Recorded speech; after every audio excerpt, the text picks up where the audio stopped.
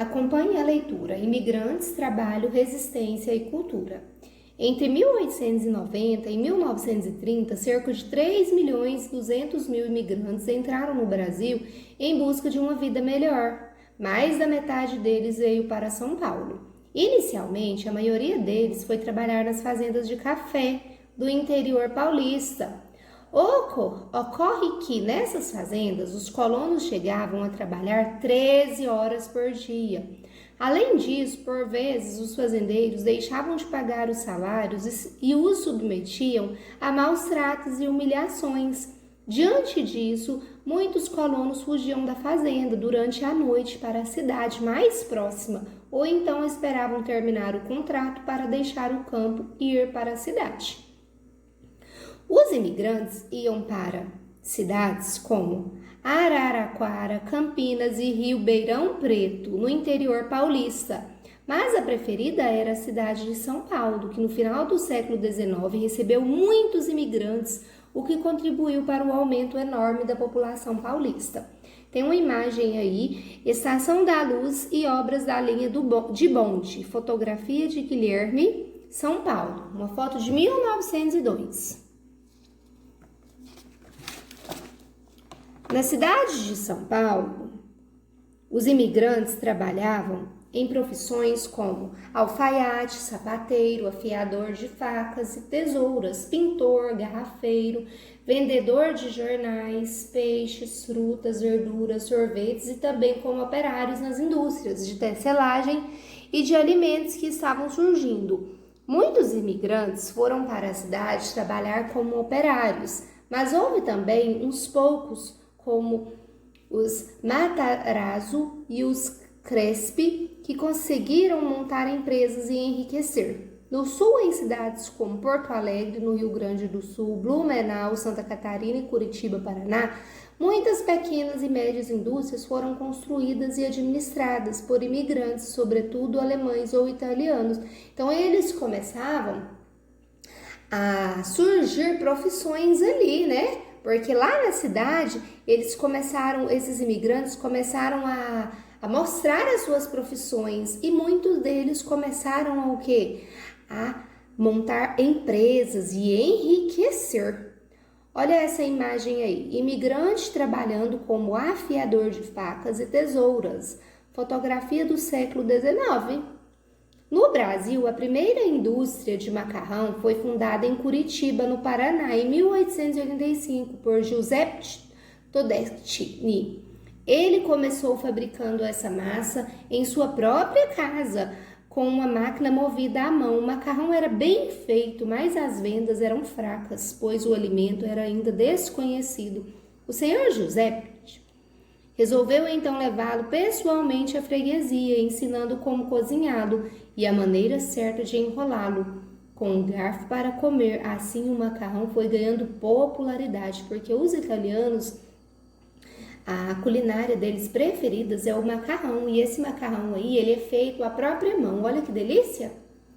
Operários e indústrias entre 1889 e 1930. Em 1889, o Brasil deixou de ser uma monarquia e passou a ser uma república presidencialista, passou a ter presidente. Durante a Primeira República, de 1889 a 1930, com o crescimento da população, aumentou também o consumo de roupas, alimentos e etc. E para atender... Peraí que eu me perdi. E para atender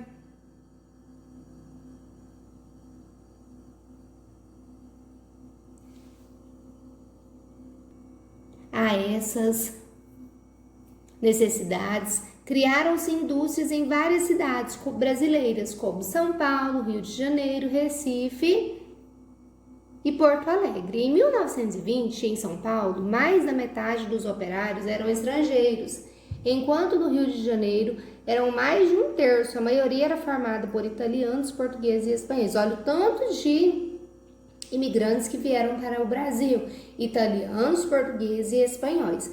Aquelas palavras destacadas lá no texto têm um significado: monarquia, forma de governo em que geralmente o rei recebe o cargo como herança e governa por toda a vida. Pensa, que tristeza, ficar a vida inteira só uma família? Agora, na República Presidencialista, é a forma de governo em que o presidente é eleito pelos cidadãos, os seus representantes ou seus representantes, e governa por tempo limitado. Então, quando era monarquia, era só uma família. Agora, quando é república presidencialista, a gente vota, a gente escolhe quem a gente quer. E se ele não for bom, o povo tira. A luta dos operários. Agora nós vamos trabalhar. No início do século XX, as fábricas eram mal iluminadas e sujas. Os operários trabalhavam até 14 horas por dia em troca de um salário que mal dava para comprar comida, roupa e pagar o aluguel. Além disso, não tinha direito a férias. Mulheres e crianças também trabalhavam nas fábricas, inclusive em horários noturnos. Tadinho, até as crianças, até à noite. Era comum as crianças receberem castigos corporais quando cometiam algum erro. Adormeciam ou brincavam no serviço. Mulheres e crianças recebiam um salário bem menor que o dos homens, mesmo exercendo uma atividade igual a eles. Olha que injustiça! Fotografia de menino trabalhando como operário, retirada do livro A Fábrica e a Cidade, até 1930. Então, olha tanto que era triste as crianças dessa época, que trabalhavam e ainda se brincavam um pouquinho e recebiam castigos. Muito triste, né? Essa época. Reagindo a essa situação, brasileiros imigrantes se uniram para lutar por melhores condições de trabalho e de vida. Os operários formaram sindicatos e fizeram greves em várias cidades do Brasil. A maior delas aconteceu em 1917, na capital paulista. Numa das manifestações, a polícia abriu fogo contra a multidão, ferindo mortalmente o manifestante José Martinez, um jovem de 21 anos.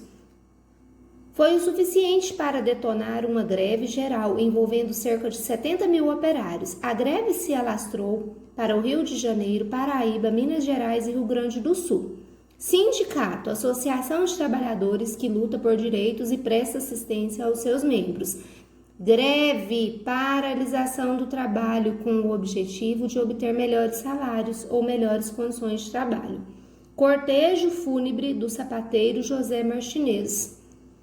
Essa foto é de 1917. Em São Paulo, para voltar ao trabalho, os operários exigiam aumentos salariais, eles queriam que aumentasse o salário, jornada de trabalho de 8 horas, diminuição nos preços dos aluguéis, libertação dos grevistas presos, eles queriam que libertasse os grevistas que estiverem presos também, nenhuma demissão por participação na greve, proibição do trabalho de menores de 14 anos. Então, esses requisitos eram requisitos bons, né? Que eles queriam e justo. Os patrões concordavam em aumentar os salários e prometeram não dispensar nenhum grevista, mas depois que a greve terminou, demitiram os principais líderes do movimento. Então foi uma época muito difícil para esses imigrantes que se submetiam a várias humilhações e a várias tristezas, né, que eles viviam. Então essa é a história que nós estudamos hoje. Vocês vão ler novamente para ter o conhecimento e para entender. Leiam.